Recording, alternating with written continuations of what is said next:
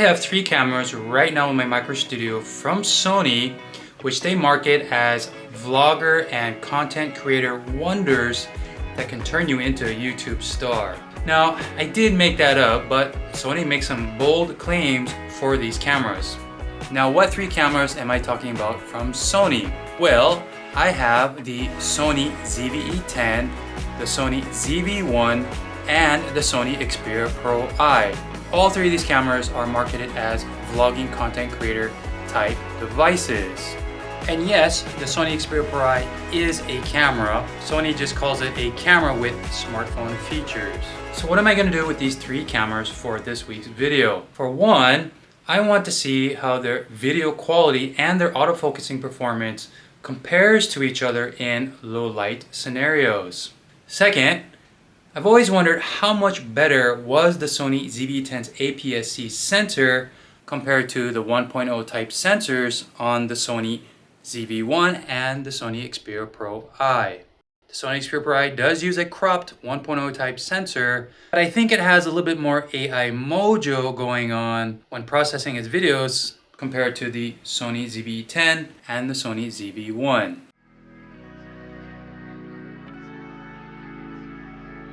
So, are you ready to be amazed or perhaps disappointed by how these 3 cameras will compare to each other? My bet is on the Sony ZVE-10, but let's run these tests and see what happens.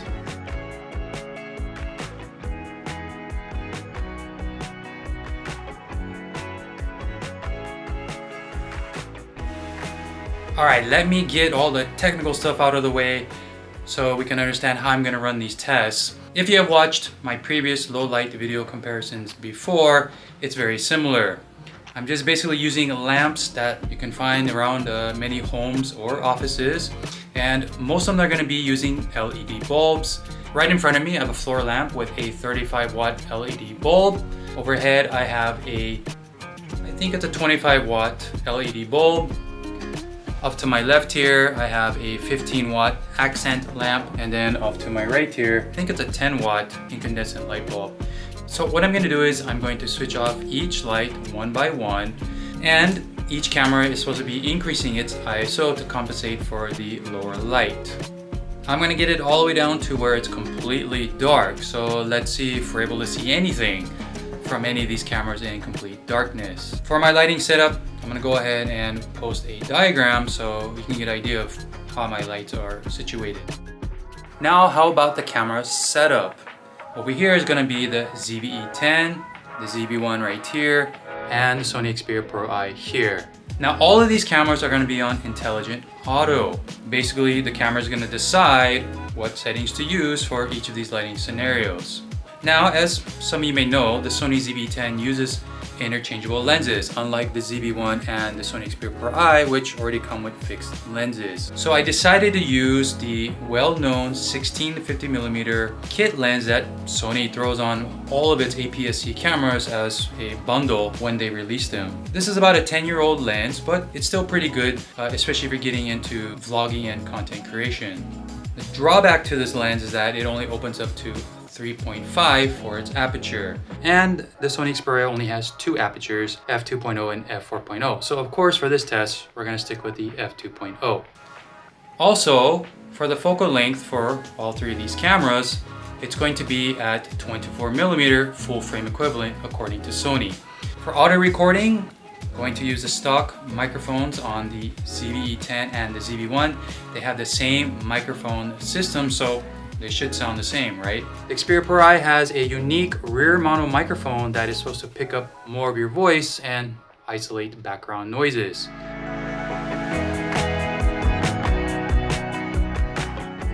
So when I was going over the lighting and camera setup, I had all lights on. So you should already see how the video quality and autofocusing performance is for all 3 of these cameras. For the ZVE-10, the eye tracking box is glued to my eye here. It's using a shutter speed of 1/50. Its aperture is at 3.5 and its ISO is at 200. For the Sony ZV-1, this is interesting. It's using a 1/125 shutter speed. That's odd. An f1.08 aperture and an ISO of 200. Now for both of these cameras, it knows it's on a tripod. Usually for the ZV1, it drops it down to 1/50. And for the Sony Xperia PRO-I, well, as you know already, it doesn't have a rear display, so I need to peek around the back and see what its settings at. Alright, for the Sony Xperia PRO-I, the ISO is at 500 with a shutter speed of 1/48. Remember, the aperture is going to stay f2.0 throughout the rest of these comparisons. Alright, let me switch off this floor lamp that's blaring in my eyes, and let's see what happens between these three cameras.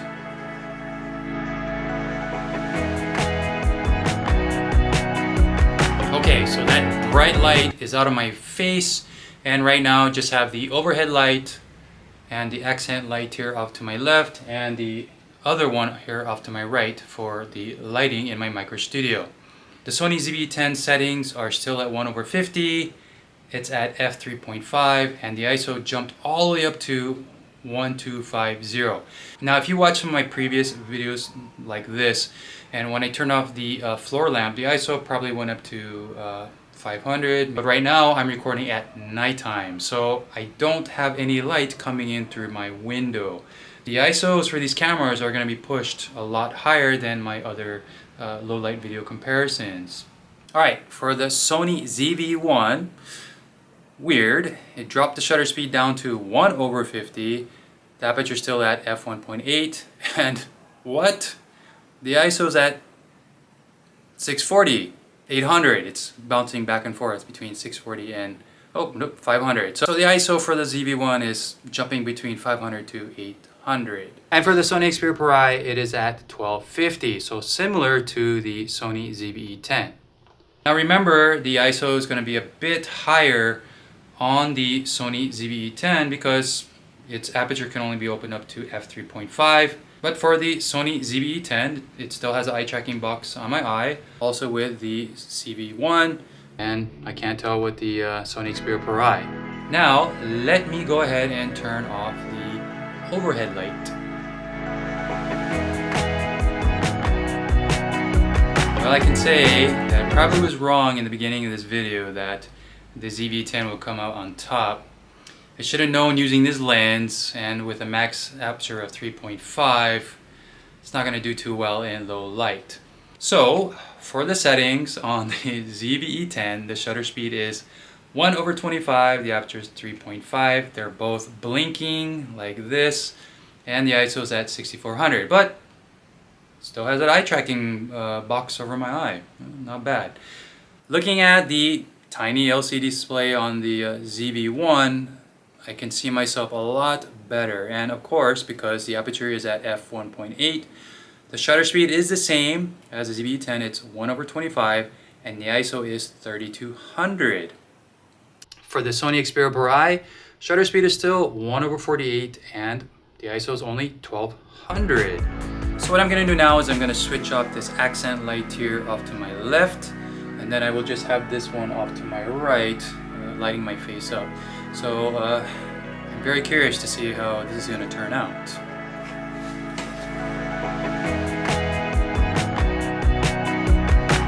Alright, let me start with the Sony Xperia PRO-I before I forget, because once again I can't see its display. The shutter speed is 1/30 and the ISO is at 6400, but I could still see my desk and my computer when I came over here. Now for the Sony ZVE-10, the settings are exactly the same as the previous comparison.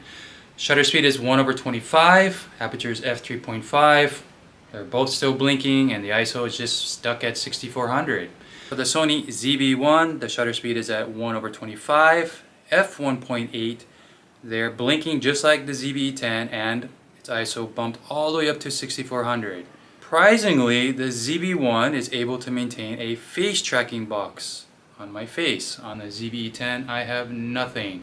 So I can't tell if my face is really in focus. Now, let me just turn off this light and see what happens. I think I should turn off my computer too, so it's completely dark.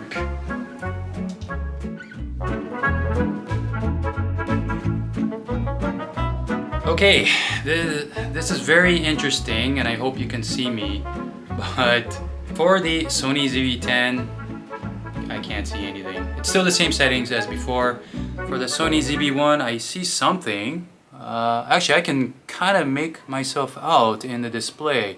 It's picking something up. It's the same settings as the last comparison, and for the Xperia PRO-I, I can't see anything from the display, but the shutter speed is still the same as the last comparison, 1/30, and the ISO is like 6400, because for this particular camera, the ISO maxes out at 6400 in the video mode. Now, let me go ahead and turn on all the lights so you can see me.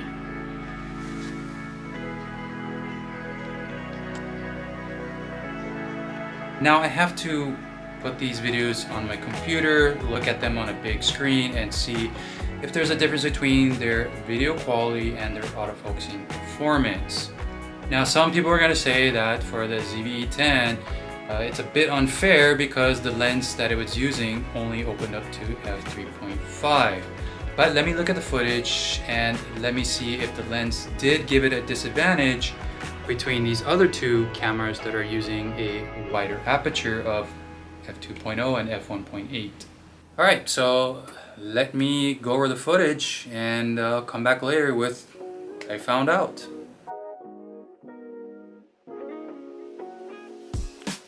Do you remember I pointed out earlier in this video the ZVE-10 has a larger sensor, but it was a front illuminated type and used a slower lens, while the ZV1 and Xperia PRO-I utilize smaller sensors, but they are backside illuminated and have faster lenses.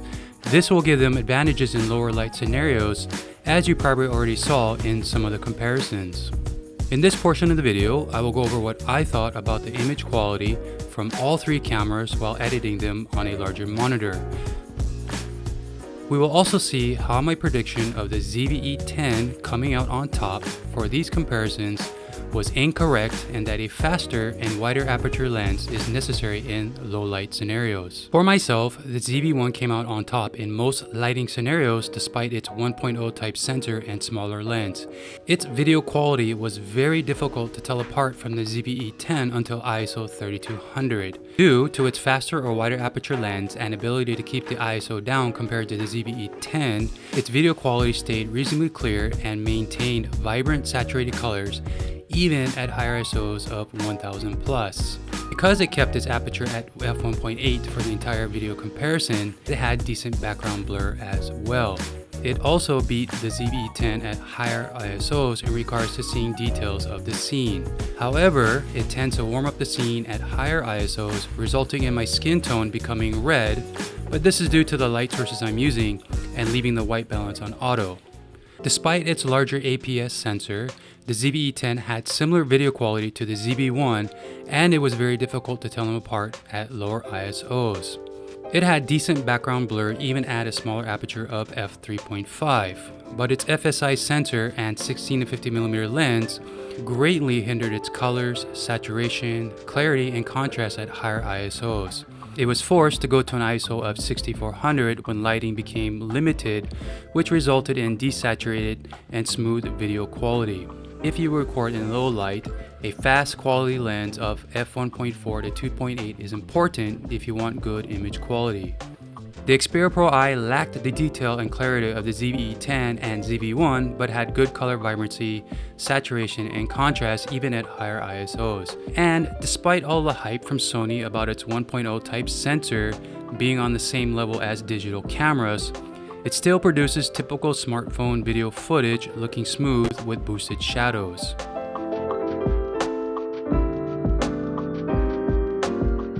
The autofocusing performance for all three cameras were excellent even at higher ISOs.